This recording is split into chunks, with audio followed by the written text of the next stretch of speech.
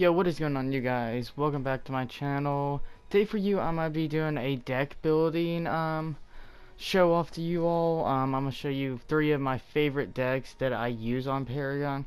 Right now I'm on my main account.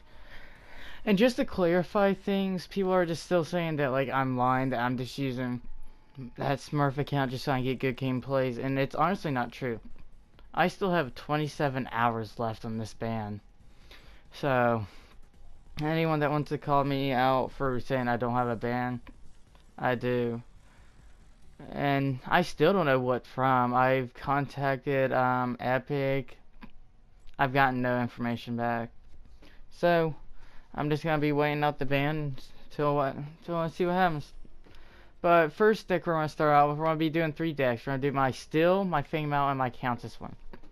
The first one we're gonna start out with is my support Steel tank deck. And what you build this deck is it's tanky with a good amount of health. So the way you start it out is most likely you'll be supporting on right lane with your carry. So you want to start out with that circle of health. That way you have that sustainability to be able to punish whoever's on the lane so your carry can get the farm. Once you get 3 points, you want to go back, grab your Sage's Ward. That way you get a little bit of damage. This deck doesn't have really any damage. It just has a 6 points you get from the start of it and the 6 points you get from fully upgrading it. So once you have 3 points, you want to go back and just grab the 3 lesser health so that you get that extra sustainability. You have 200 extra health right there. Then depending on who you're going against, I usually like to wait till I at least have 3 or I have 6 points. I don't like to do anything in between, so depending if like you're going against a Greystone or you're going against a Helter, you'll grab a 6-point Tempered Plate or a 6-point Toon Barrier. And with that, you'll get like 3 points of Minor Barrier or 3 points of Minor Guard. And depending on who you're going against, it just depends, because you never know. Most of the time, whenever I play Steel, I'm always going against a Greystone. So I like to start out with the Tempered Plate. After that, I mean, like, you're right there. You're 6, 9, 15. You're 21 points in, so you're still doing a pretty good farm. Your carry's getting all his last hits, hopefully. So after that, after you get both those down, depending on who you're going against, if you're not really taking a whole lot of damage yet, I would start out with one of the 6-point cards. Save up for that. So there's 3 different 6-point cards I choose from. First one is the Bubble Trap, which you consume 100 mana and you shield yourself for 30% of your max mana for 3 seconds. So I max build, like, that's over 300 shield for 3 seconds on yourself, and it's a cooldown of 45 seconds. So it's wonderful. And I just put a 4-point ability armor on, so I get that easy ability armor. Or I run Honor the Pier if you want to be really supportive. Run Honor the Pier so you can shield yourself and your nearby allies, and on that I just run a Celestial Health. The other one I usually sometimes run, it just depends on like who I'm going against, how the game's going. If I'm going against like say we're going against like a Chimera and I have like a really squishy Murdoch, like which mostly all carries are really squishy. Tempest Pearl is really good, so he can actually speed out away from like a Chimera's ambush ability, since he gets it like literally every 3 seconds, and it's pathetic. So it grants plus 100 max movement speed to nearby allies, and on that I just run a Celestial Barrier and get 16 ability armor. Then you just keep going. Then you'll start out with like the 10-point Tempered Plate, and it'll have 2-point Guard Barriers, so you'll get 28 basic armor from that. Then you get the 3-point basic health, so right there that's 150 with 50 more health, so you have 200 more, not including the 200 you already have. So right there's 4, and you just get more health increased, and it just goes in order pretty much. Once you have that, you get like your next 10-point card. If it depends on which route you go. I mean, like you can either go 10-point Toon Barrier first or 10-point Tempered Plate first. They're all the same, just it has different like effects, if that makes sense.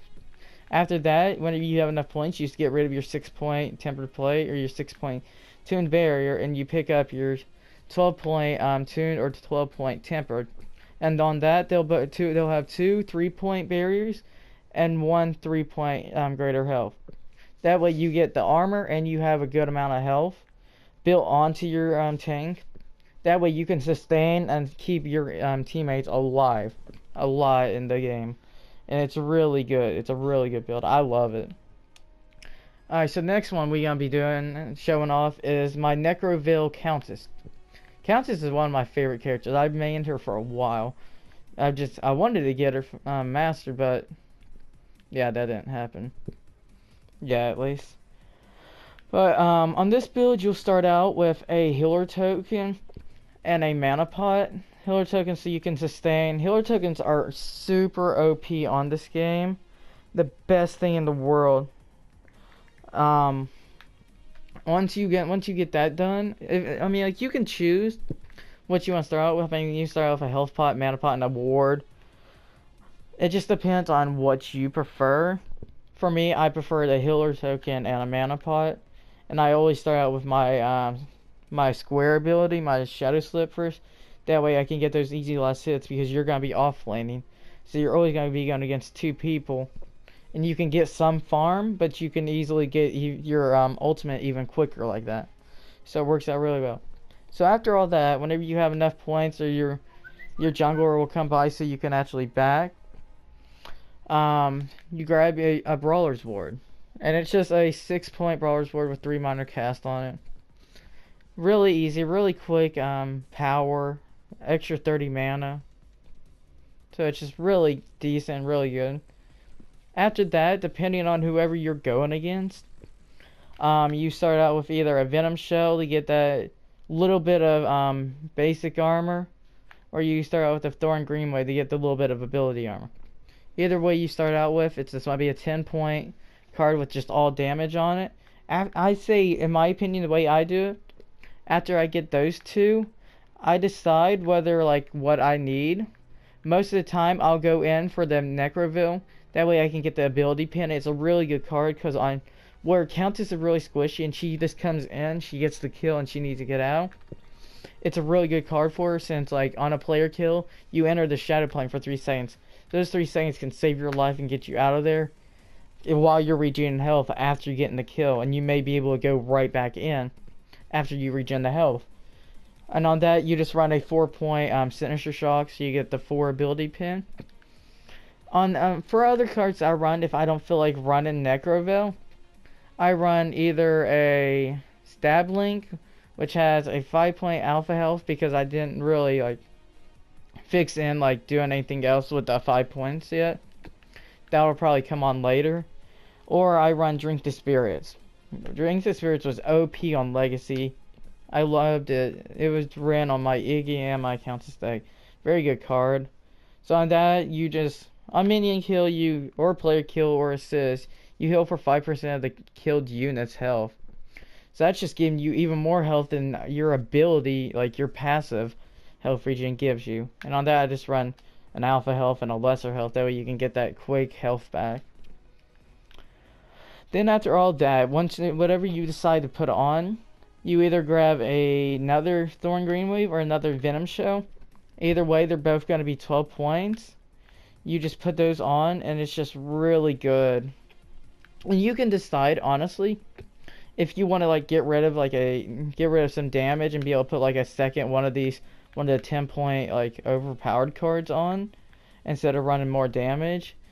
It just depends on like how you feel about doing it. Either way, it's a really like strong deck, which it doesn't have a lot of sustainability. Countess never really has a lot of sustainability. She just has her abilities that really helps her survive. If you know how to use her, it's really easy to be able to juke out other players. So you don't really need a whole lot. Alright, so we're gonna go to the third deck. My third deck is my Jungle Feng Mao. I really like this deck. I really like this deck. I love using him. Feng Mao has always been one of my favorite characters. I haven't used him a lot since Monolith came out, but I started playing him a lot lately, and I love using him. So what you're going to start out with on this deck is if you're off laning, which I never do with him. If you're gonna offlane, I'd start out with like a healer token and maybe like a bump juice. I don't know. I'd never really jungle. I mean, never really offlane with him, so I couldn't really explain how to do that. But the way I do it, I start out with a Brawler's Scythe. Or what you can do is you can go and get a Lazarus Blade. I prefer the Scythe, just so I can get that early damage off. So you get the Brawler's Scythe. It's a 6-point card. You just get 3 minor casts on that. After you get that filled, you decide whichever you need to do. I mean, like, for me, sometimes I'll do like the Madstone Gem. Or if you're getting fights a lot, start out with like one of your Bright Steel Plate or your Golden Veil. That way you can get that early armor. On this deck, I run a good amount of crit chance, so it works out really well. You have like a 48% crit chance with the Blast Harness. It's just like, it's overpowered as fuck. So whenever you start out with that, whichever one you want to start out with, it'll just be a 3-point guard and 2-point wound. That way you get right there on that card. It's a 24% crit chance. And if you don't want to start out the Madstone Gem, you just keep going and you decide what you need. We have a Rust Breaker that'll have a 3-point minor pierce and 2-point casts. That way you can get a really good amount of damage and get that physical pin, basic pin I mean. Still thinking of Legacy. I have Rolling Wands here for damage and speed. Speed on Feng Mao is overpowered. He's really good, but he's really slow. That's the big advantage with him, is he's really slow. So you run a 2 10-point Rolling Wands. It has a 1 Brutal Kinetic, 1 Kinetic, and 1 Strike. On both of them, that's the way I run it, and it works really well. Then also you run a Blast Harness so you can get that 100% crit bonus. You just run a 2-point Kinetic and 2 1-point minor Kinetics. Really good card just so you can get even more speed. Or if you want to, run like a Hunger Maul, and it'll be really good to get life still on the deck. Just depending on like how you prefer to build him. It works either way, in all honesty. But yeah, those are my 3 favorite decks on Monolith so far. So if you all did enjoy the video, please like, comment, and subscribe, and I'll talk to you all later. Have a great day.